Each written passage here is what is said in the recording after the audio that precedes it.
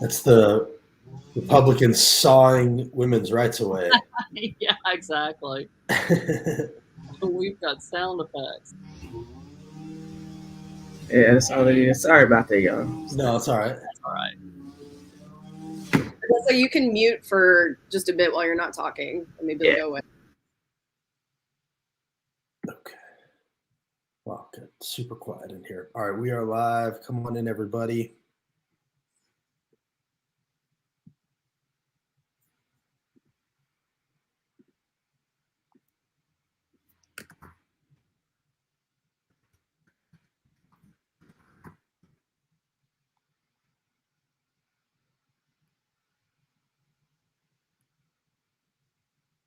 All right, welcome back to the Holler. Justin Canoe here with the Holler. TNHoller.com is where you can find us. As always, we have hollers across the state. Thanks to your support, we really do appreciate it. Also, if you're buying or selling in Middle Tennessee, Elisa Parker is who to do it through. She really supports us. Support her to support us. Today, we're here for a aftermath, a venting session of sorts. I think by now you've probably seen the headlines that a draft decision was leaked from the Supreme Court that shows that the Supreme Court is getting set to roll back Roe versus Wade, taking us back to a very dark period, something that I think people have been warning about for a very long time and really should come as no surprise to anybody who's been paying attention. So today we're going to talk to three people who are powerful voices on this topic. We want to hear from you also. So if you're following along, please feel free to comment.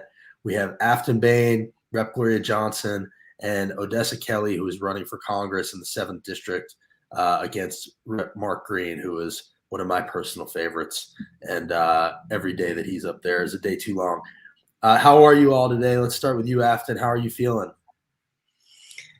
Well, yeah, a little devastated, but I think in the South, we knew this was coming. And so for those of you that didn't know this was coming, you're not talking to the right people. So that's why we're here today. And yeah, Gloria, how are you feeling?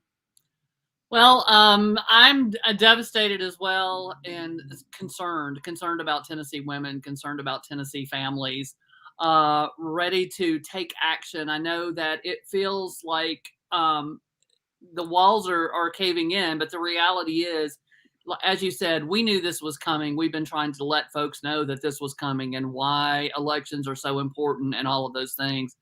And I didn't want it to come to this to be there, but we have got to be ready to push back and give everything we have, because saying that women are not equal is unacceptable to me. And I think it's unacceptable to most women in this state and in this nation. Odessa, what was your initial reaction when you first heard about this? And also, I'm going to give you a chance to talk about the pushback that's going to happen today at 5 p.m. Oh, you're muted. Sorry. Start over. Go now. Oh, no, I can't unmute you. There you go. All right, is that better? Yep, there we go. Yeah. I would say I'm frustrated, not devastated. Understand the sentiment, but it's for everything that Gloria and Aftyn just said. I'm sitting here reading on my phone because the articles keep coming out.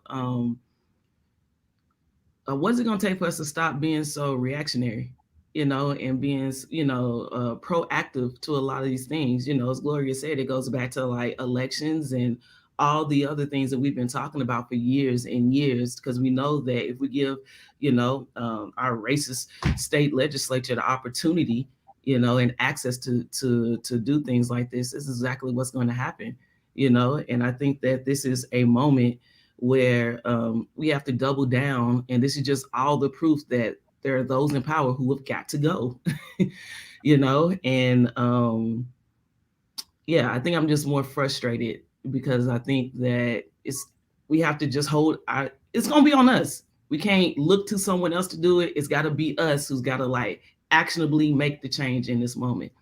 And yeah, I know that sorry about that. There's supposed to be a protest or a rally today at 5 p.m.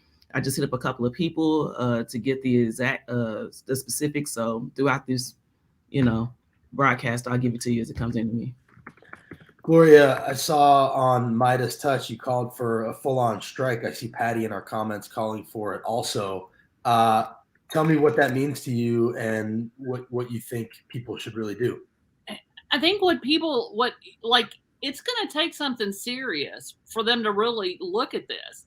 And so I think that if women walk off the job and people who support women walk off the job, we can shut it down. And that's what needs to happen. And I know a lot of people say, well, I'm not, financially able to do that. And I understand some people won't be able to do it, but I think we can help each other, and those who can do it, those who can't, maybe how can we make it possible for them?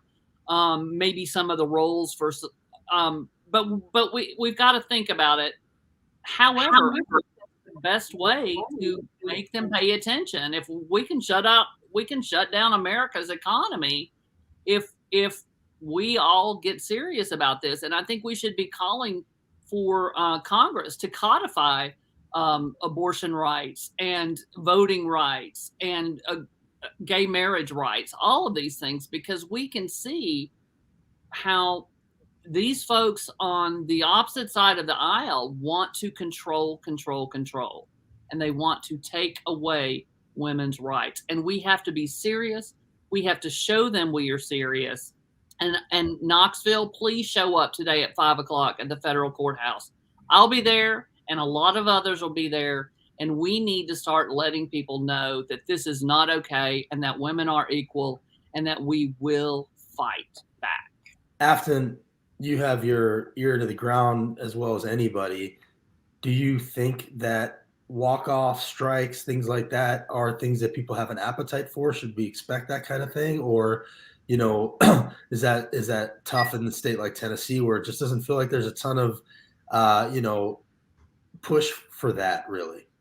I mean, as someone who's organized multiple demonstrations at the state legislature, and we can't get 5 people there. So I would love to see a mass mobilization.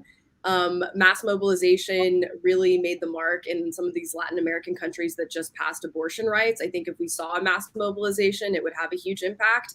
But to be determined. Yeah, I would love to see that. I think it would be really impactful. I just don't know the feasibility. What I would really like to see right now, in terms of what folks can do, and we can talk a little bit about how we got here, and what will it look like if Roe is overturned in Tennessee. But it's to support your local abortion orgs. These are funds. These are funding apparatuses that you can donate to that support women locally getting abortions.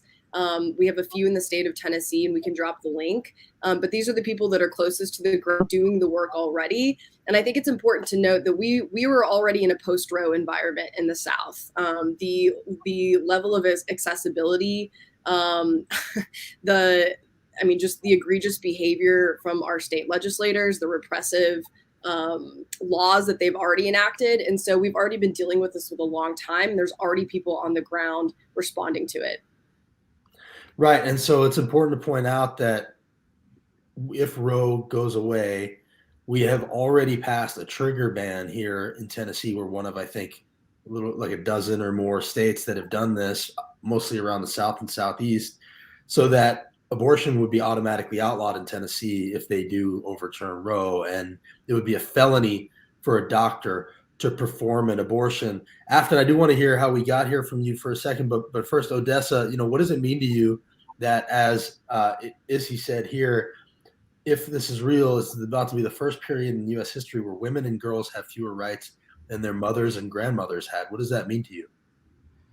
I mean, as a descendant of enslaved people in this country, I don't think anyone knows better than, what the process of oppression looks like and how we start to condition people to it. I think, and also speaking to the strike, even talking about that for a second, Justin Canoe, I think that's why there is a responsibility for us to put good people in like federal offices. The Senate could easily, how we're saying, codify this, and it goes away across every state, if it's done at the federal level, because also too, it is their job to think about what are the economic implications of this. Some people might be able to strike, but I know a lot of people, I got cousins right now, they need their check. So it's like they want to make sure that they have the right to stay pro-choice and be on the side of the body and show up for these things. But a strike, we all know, can go 1 day to 30 days. How do we intentionally be thoughtful about, other people who have a wealth gap?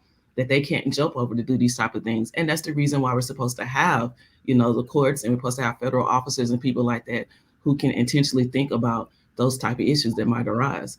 Right. And it's important to remember, like, that's by design, Yep. having people in lower wage jobs, having people not build up wealth, having people relying on their companies for health care, having no unions, that puts you in a position where in these moments you can't push back. And that's the situation we find ourselves in. And that's all by design. It's all intentional. It's all related. Gloria, we know that most people don't want this to happen. A majority oppose overturning Roe. Do you think that has any impact on what comes next here, or does what the majority want not matter anywhere, as we've seen it not matter here in Tennessee for so long? Oh, ask that again. Ask it again? Yeah, sorry. No problem. I'm just saying that the majority don't want to see this happen, but too often we see that the majority is overlooked. Does it even matter that the majority doesn't want to see this happen, or will the radicals get their way as they have so often here in Tennessee? Well, here in Tennessee, you're exactly right. And we've talked about that. There was somebody who put out a great map that says no state in the country do more than 30% favor doing away with Roe v. Wade. And so the reality is these extremists in our legislature think that everyone thinks like them, because all they do is talk to people at Republican meetings in church. That's it. That's all the people that they talk to. They are in such a bubble. They don't realize they're in the minority. And because they have drawn themselves these completely safe districts, plus 50-point districts, they can go against even their own folks and still win an election. And that is the problem we have gotten. They are so safe. They only answer to lobbyists and billionaires and these folks that are pushing them in this extreme direction for their own agenda. And so our Republican legislators don't care at all, even about their own constituents. And because of redistricting and gerrymandering, they have made that safe for them to go so far extreme and not be touched. Aftyn, one of the things that we're seeing from Republicans right now is their focus more on the leak than the issue of reversing women's rights. This is Tim Burchett saying this is a terrible move by left-wing operatives and it's clearly, a coordinated effort on their part to focus on that. Who leaked it? We don't know yet. I've even seen some people saying that it might have come from conservatives themselves so that they could parrot that talking point and have this sort of cement as what has already happened and scare any justices from changing their minds. But it doesn't really matter. We've seen over and over again that they focus on the leak to distract from what really matters, right? Yeah, I mean, the leak doesn't matter in this scenario, and I just wanted to reflect upon what Gloria was saying in terms of the far right. This is a result of a far right ideological long-term vision building project, right? They have been well resourced in funding the eradication of abortion for over 3 decades, and I just want to take a moment because you mentioned Tim Burchett. The role of the federal Democrats in all of this and the culpability and where we really need to push back. The Democrats have had over 49 years to codify Roe versus Wade into federal law and haven't done that. Obama, this is something that he promised to make Roe a law when he was campaigning in 2007. The House currently has passed a version of the Women's Health Protection Act that would enshrine abortion. Unfortunately, the Senate Republicans blocked the bill that would preserve the right to abortion just this month. So we have a Democratic majority we have the Democrats have the House, they have the Senate, we have a Democratic president. If the Democrats do not do anything, I think that's where I would probably call for a mass uprising and women using their labor to really make a statement. Because, what if you have a Democratic majority, what else are you going to do at this moment in time? I think there's also national calls to expand the Supreme Court from a lot of progressive groups. I absolutely agree with that. I think the Supreme Court is an antiquated institution. And so I think in terms of advocacy, there's a lot of avenues you can point your rage and frustration into at this very moment in time. Right. Odessa, one of the things that seems to happen is when Republicans rig the game, that's just Republicans doing Republican things.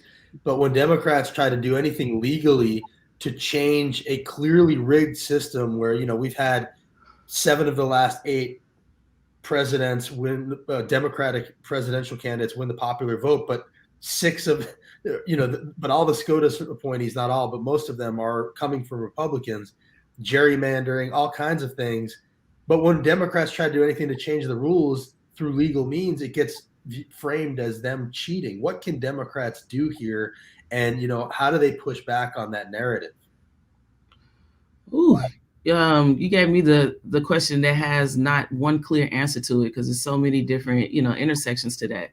I think, well, here, let's go with one, the technical thing. We've been saying it forever. Democrats have to do better with their messaging. A lot of this is because you have so many people who claim to be Democrats who ride the fence, and when people can't tell the difference between Republican behavior and Democratic behavior, then we have to take accountability as Democrats of like, where is our value set, and because when we're talking about women's rights, this shouldn't be a Democratic Republican issue or topic. This is about human beings and us having the autonomy to make the best decisions about our lives and our bodies. When we start talking about that, I think we start talking about, I think this is a complicated question about like, what do we have to do, to change this? I think this is just another bit of proof of like accountability that we have to keep pushing, even when it's hard. Like this is an economic issue. And we all know that, abortion rights is something that the Republican throws out to keep you distracted from the other issues that we have going that truly do have an impact on your life. Here, we hadn't even talked about prenatal care, the issue that Black and brown women die at a higher rate in, when giving birth as opposed to white women, and talking about all those issues who do have a real impact on here in our economy. We need to start talking about when it comes to this issue, like why is it so important for a small group of people to want to have control and autonomy over your body in the first place? It is the most hypocritical like topic if we even approach it to think about it. We just sat here, what, y'all, 2-3 weeks ago, and all the way up to the last minute had to give every excuse under the sun to keep a person alive who was on death row. Yet we turn around and today we're talking about, the same group of people who wanted to kill someone are talking about now, preserving life. Right. It's extremely, it's just really hypocritical. You're right about that. Gloria, are we going to run into the Manchin problem again? Is this just going to be about, we can't get anything done because Manchin's there, and, start focusing on 6 months from now already? I think there are, going to possibly a couple of problems in the Senate. And the reality is we've got to push hard on them. And that's why I think we need this big national action. And it could be one day, the day the decision comes down, then whatever the next work day is, everybody walks out. And I think if enough people do it, I don't think it's going to last more than 2 days, quite frankly.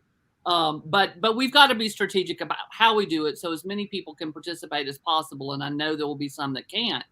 But we've also got to hit people here in Tennessee because, Governor Lee has no business making my health decision. right. And the extremist representatives who hate women in the legislature have no right having their nose in the exam room of Tennessee families' doctors. They just absolutely don't. And all this yelling they've been doing about, medical freedom and masks, good grief. You're going to force a 14-year-old to carry her rapist baby, her grandfather's baby, because of what? It's disgusting what they are doing. And it is treating women as second-class citizens. And we have to address it here in Tennessee, and we have to address it nationally. But we cannot let these white men decide what happens in our doctor's office. Maybe we should publish all of the elected people who voted for this trigger bill and other bills in Tennessee to take away women's rights. Publish their cell phone numbers, and women can start calling them at 7 o'clock in the morning and ask them what they should do today, and ask them a bunch of, how do I do this? Call them at 11 o'clock. Where should I go to lunch?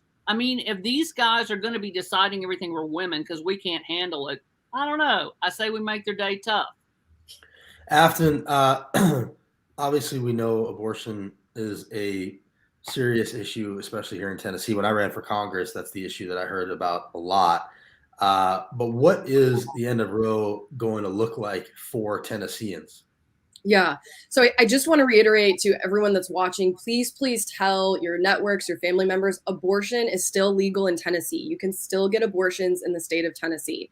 However, we know that Roe will likely be overturned this summer. And so what that does look like, what that does look like if you live in Tennessee. So clinics that currently provide abortions in Tennessee will be forced to stop providing abortion care, and eventually some of them will close altogether.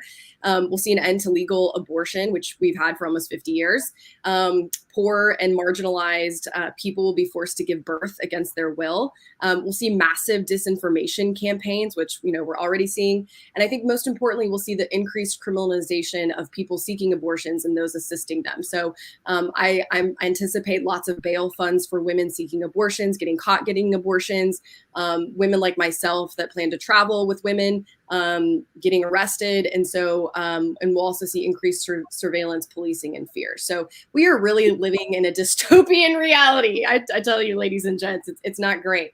But I want to, what is the positive, if there is a silver lining?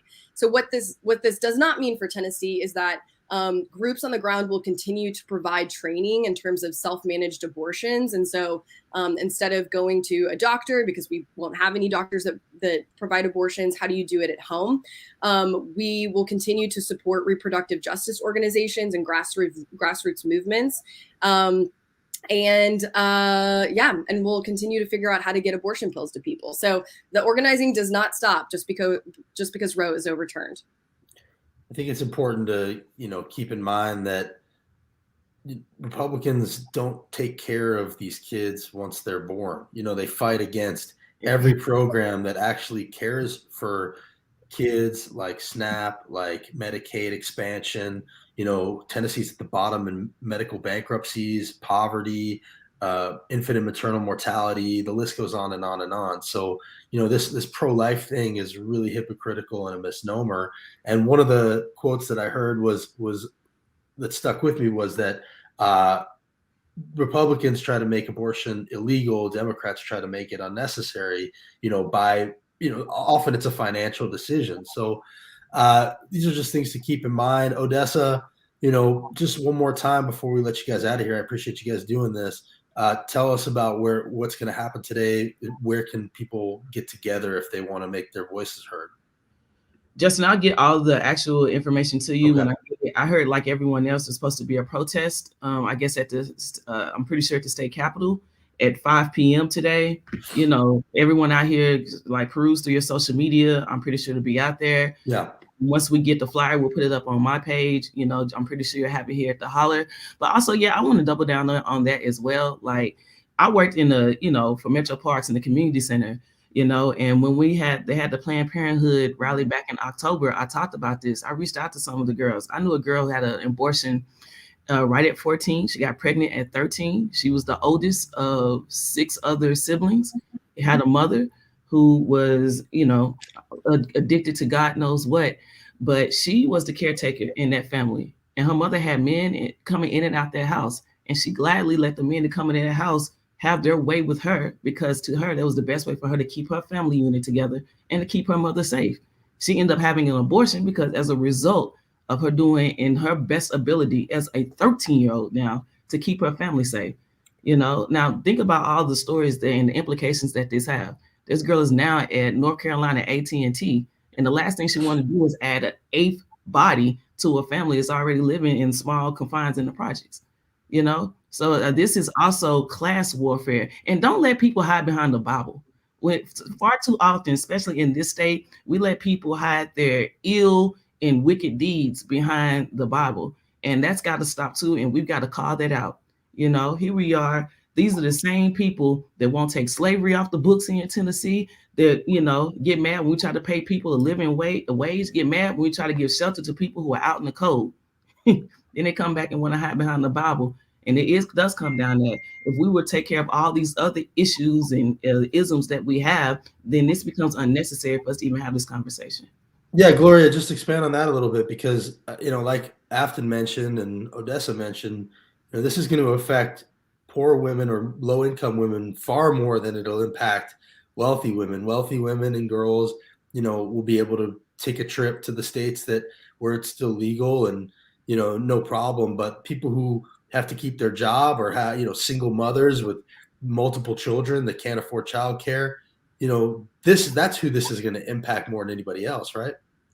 Absolutely, and that is the thing that is so disturbing here. It is another class warfare situation, and that's why people who are desperate do desperate things when safe abortion is not available, and we are just setting people up to have this happen, and we're setting children up to have pregnancies forced on them when it doesn't benefit them, it doesn't benefit their family, it doesn't benefit anyone. And it's just remarkable to me that people think this is a decision. And I like what Odessa said about, taking the Bible, keeping that separate, because the reality is this is an issue of rights. This is a civil rights issue. If women don't have bodily autonomy, they are not equal. We need to keep focus, in addition to the fact that this makes women second-class citizens. It says they don't have the ability to make their own health decisions. And that is so important in this discussion. And the reality is, when Democrats are in charge, when we have age-appropriate sex education, when we have access to birth control, and when we have health care for all women, the number drops drastically. And every single one of those things, the Republican extremists in our legislature refuse to do. Are they really interested in ending abortions or reducing them? Because it doesn't appear they are willing to do a single thing that actually does that. Right. And this rollback of rights likely won't stop here. If they get away with this and they figure out, okay, we can start doing this, these are lifetime appointments. They have the majority for a while. We've already seen the threats and even Alito's draft to same-sex marriage. So, this won't stop until they get stopped. And that's why we really have no choice but to do something drastic, to speak up, to, make waves right now. Aftyn, as sort of a last thing here, give us a hopeful note to end on. What can people do and focus on? I know donating to abortion groups, showing up at the rallies, we've seen action work before. I guess I would just say, I saw even in the recent session when people did show up, the bills they showed up for died. The Don't Say Gay bill died. The pronouns bill died. The abortion bounty bill died. So this was the least action I've seen at the session in the 4 years we've covered it. And even the actions that happened worked. So Aftyn, what can you tell us about the actions that people need to take right now? Yeah, keep donating. And I will say that, we need to save each other. And so I think I find beauty and solace in collective resistance with all of you and everyone I've met across the state of Tennessee. And I know that we're in this together. And honestly, that gives me a lot of hope because things are going to get a lot worse before they get better. And I'm going to pass it to Gloria.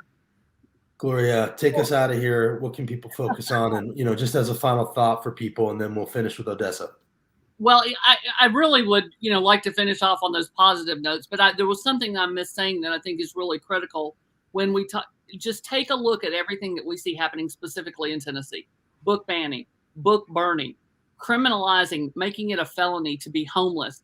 I recently met some folks at lunch who were from Spain, and I took them back to the Capitol to give a tour. They were teachers. And one thing that they said was Franco, criminalizing homelessness was one of the first things that he did. And so taking away women's rights and LGBTQ rights, all of these things, look at this as a whole, folks. Where are we headed? And please be cognizant of that and be scared. Be cognizant, be scared, be angry. Odessa, final thoughts from you. Yeah, I think concentrate my final thoughts on the places that we can actually, you know, have an impact. And I would tell people, you know, and this is no shade, this is just me loving the state of Tennessee.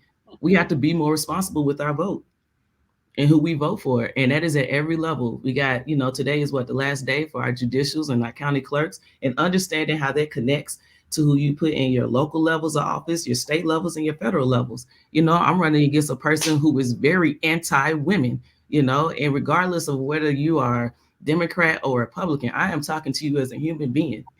You know, it takes entirely too much energy for you to be this, like, have to expend this much energy on being upset. You know, be more responsible with who you vote for, and put people in office is going to try to, you know, increase the quality of your life. All right. Thank you all for joining us. Thank you, everybody out there. Definitely support Odessa's campaign. Gloria's got a campaign also going on. They're coming after her for re-election, so support her too. And then keep an eye on Aftyn's feed for all the various organizations to support. Appreciate you guys coming on. 5 p.m. in Knoxville and Nashville. Keep an eye on Odessa and Gloria and Aftyn's feed to find out where. And I'm going to play everybody a George Carlin clip after I get you guys out of here. But so stick around. But thank you guys for being on here. All right. Thanks, Joel. Bye.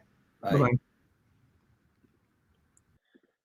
All right, so that's 3 of the most powerful voices in Tennessee. I hope you follow all of them. I'm sure you all are by now. I just want to play. This is an amazing and relevant George Carlin clip that that someone shared that I just felt like you guys needed to see. There's a George Carlin clip for everything, and especially today. Here's George Carlin with a prophecy. Why is it that most of the people who are against abortion are people you wouldn't want to fuck in the first place, huh?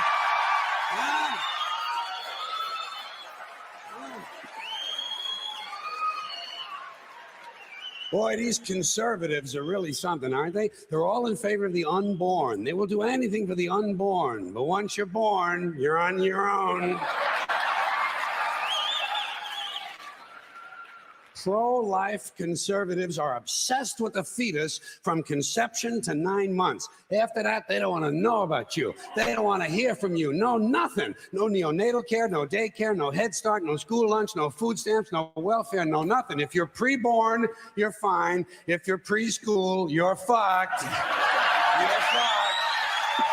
George Carlin, everybody. All right. Thanks for joining us. As always, really appreciate you guys coming on here. TNHoller.com is where you can find us, support all the hollers across the state.